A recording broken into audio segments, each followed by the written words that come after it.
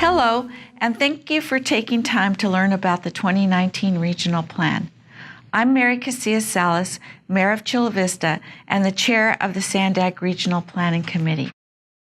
I'm glad you're here to learn about the initial network concepts developed for the 2019 Regional Plan.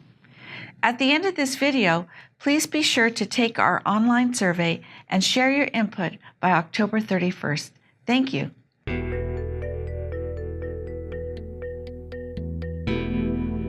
Hi, I'm Colleen Clemenson. I'm a principal planner with SANDAG, and I have the great opportunity of working with several community-based organizations to seek input on the 2019 Regional Plan. This is a planning effort that SANDAG takes on every 4 years. It can be a really complicated and technical process. We've heard that from stakeholders. And so we're trying to take time to work through what the core elements of the plan are and to get input all along the way. Last spring, we went out to a number of community organizations working through community-based organizations. We also held a number of open houses to get input from the public on what the priorities needed to be for the regional plan. When we think about the transportation network, the projects, the programs, what are this community's priorities? And we heard a lot. We heard that we need transportation options. We need to think about public transit being a real option for people, biking, walking. We also heard from many of you that we need to make sure these transportation options are safe for us and safe for our children. And affordable. It's really expensive to get around. And so how do we think about more affordable transportation options? And then also thinking about the places we need to go, jobs, education, and recreation. We took those priorities and ideas that we heard last spring and put them into very distinct concepts, conceptual ideas about transportation projects and programs, so that as we look at all of these, we can see what the differences are among them. And we're looking for you, the public, to weigh in and tell us what features you like about these, what you don't like. And that will then help us build more refined transportation projects, programs, and the network that will ultimately make up the regional plan. What we're doing right now is asking for your input on network concepts. We'll use that input to develop network scenarios. And ultimately, the input that we get on the network scenarios will help us develop a preferred scenario for our board of directors to adopt that will become part of the plan. Once our board selects a preferred scenario, that becomes the regional plan. And then we need to do, probably over about a year, an environmental impact analysis of that scenario. And then we anticipate there'll be a draft plan available for public review in the fall of 2019. There are a lot of steps, there's a lot of data, and we really appreciate your input.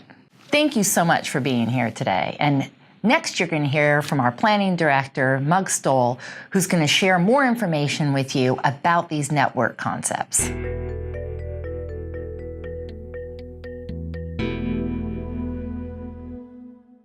Hello, my name is Mug Stoll. I'm the planning director at SANDAG, and I really appreciate you taking the time to learn about our regional plan. At the end of this session, we're going to ask you to do a very short 5-minute survey, and we'd really appreciate it if you do that. So with that, why don't we go ahead and get started? For background, SANDAG is developing San Diego Forward, the 2019-2050 regional plan, which will provide a big picture vision for our region over the next 30 years. The regional plan lays out a comprehensive path forward for our region, taking into account how our approach to land use, transportation, technology, housing, infrastructure, open space, and the environment can evolve to meet our region's changing needs. That's a lot of stuff that we've got to cover. So the regional plan is required to be updated every 4 years because we have so much stuff to take care of in the plan. The current plan was adopted in 2015, and we're now developing the 2019 regional plan. While we're developing the plan, we ask the following questions. What do we want our region to look like in 2050? Where will we live? How will we get around? 3 simple questions that can lead to some complex answers. The overall vision for the regional plan is to facilitate the efficient movement of people and goods to support a sustainable and healthy region, a vibrant economy, and an outstanding quality of life for all. The core of the regional plan will be a transportation network including programs, projects, and policies, and SANDAG is developing that network right now. Okay, first, it's important to understand what we're discussing. Transportation networks address travel needs by connecting people to where they live and where they want to go. So we look at each transportation network as a package of multimodal projects, services, and programs. These networks are multimodal because they include transit, active transportation, roadway projects and technology. Investments in transportation support goods movement and the economy and consider impacts on social equity, the environment, and public health. We evaluate performance of each network using performance measures. These metrics demonstrate how a network will help to provide access to jobs and higher education, reduce greenhouse gases, and support public health and the regional economy. Your input is a vital part of developing the 2019 regional plan, and we used your input already on the network themes that you gave to us last spring to develop the 3 network concepts that we're bringing forward now. So, as we work towards a single transportation network that will form the basis of the plan, we're currently reviewing and gathering input on next network concepts before transportation network scenarios are developed. Then a preferred network will be selected to form the basis of the regional plan early in 2019. So, of the 3 network concepts, which we're calling shared mobility, connected corridors, and policy possibilities, these were developed as a starting point to provide travel choices, manage demand, and enhance the transportation system, and support goods movement in the economy, and to consider impacts on social equity, the environment, and public health. So we want to know how you feel about these concepts and how they match your vision for our region's transportation future. It's important to note that all 3 concepts were developed to help relieve traffic congestion, connect people to jobs, schools, services, shopping, and recreation, achieve social equity, and invest in innovative transportation solutions, managed lanes, active transportation, and demand management strategies. These 3 concepts differ largely in their use of what we call flexible funding. Flexible funding's a lot like a household budget. The reality is that funding is limited, and there are trade-offs that need to be made because not every project can be built, not every route can be operated, or every program serviced. In previous regional plans, approximately 70% of the funds were slated for distribution to Caltrans and our local transit agencies, MTS and NCTD, for operations and maintenance needs, as well as to local jurisdictions for local street and road improvements. Factoring in restricted funds and allocations to local agencies, SANDAG really has limited discretion of the remaining funds, which is considered flexible. We have several sources of funds at the local, state, and federal level that help us to implement projects in the regional plan. Some funds are formula-based, which means they're based on population in a given state or county jurisdiction, and others are competitively awarded through grants and other applications that require matching funds. Many of the state and federal funds are restricted based on their source. For example, the Federal Transit Administration funds can only be used for transit projects. Federal Highway Administration funds are largely limited to improvements on highways and bridges, and state active transportation funds are designated for bike and pedestrian projects and programs. Transnet is the voter-approved half-cent sales tax for transportation improvements in San Diego County that supports a variety of transit, roadway, active transportation, environmental mitigation, and several grant programs throughout our region. So now that you know about our funding limitations, let's talk about our network concepts. Our concept A, which we're calling shared mobility, emphasizes more transit connections through earlier delivery, increased frequency, and additional services and routes. Flexible funding in this concept is focused on investments to support transit with earlier delivery of a system of rapid routes and reduced transit fares for all users. This network also includes pricing on managed lanes for solo drivers and two-person carpools.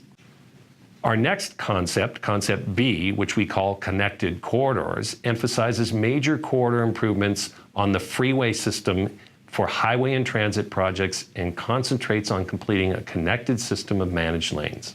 Flexible funding in this concept is focused on managed lanes and highway projects, and the managed lanes are priced for solo drivers and two-person carpools.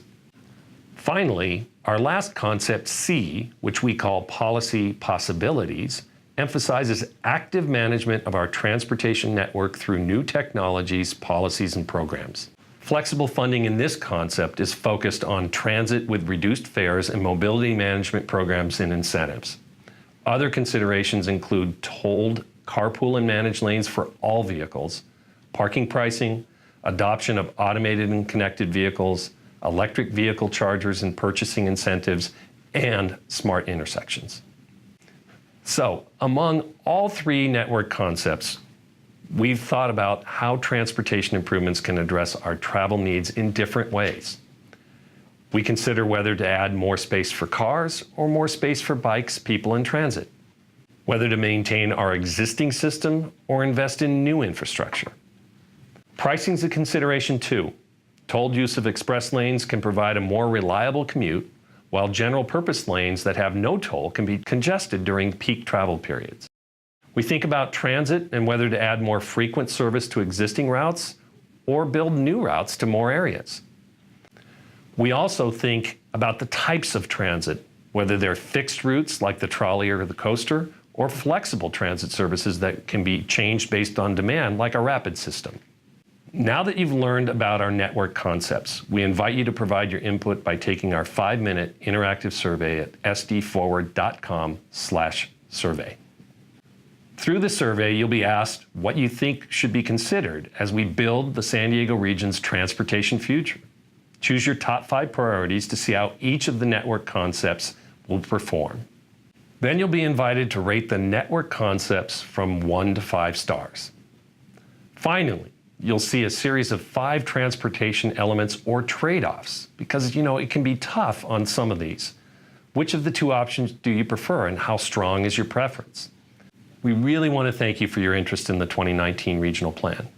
After this outreach phase is complete, public and SANDAG board input will be used to develop draft network scenarios for another round of public review and input later this winter. Then the board will select a preferred network in early 2019, which will form the basis of the 2019 Regional Plan, and a year-long process to develop the environmental impact report will follow. Together, the draft 2019 Regional Plan and environmental impact report will be released for public review and comment before the board is asked to adopt the final 2019 Regional Plan in early 2020. If you haven't already, please sign up to receive updates and learn more about the Regional Plan by visiting sdforward.com/subscribe. While you're there, you can visit sdforward.com/networks for more information on the network concepts I highlighted today, including project lists and maps and performance measure results.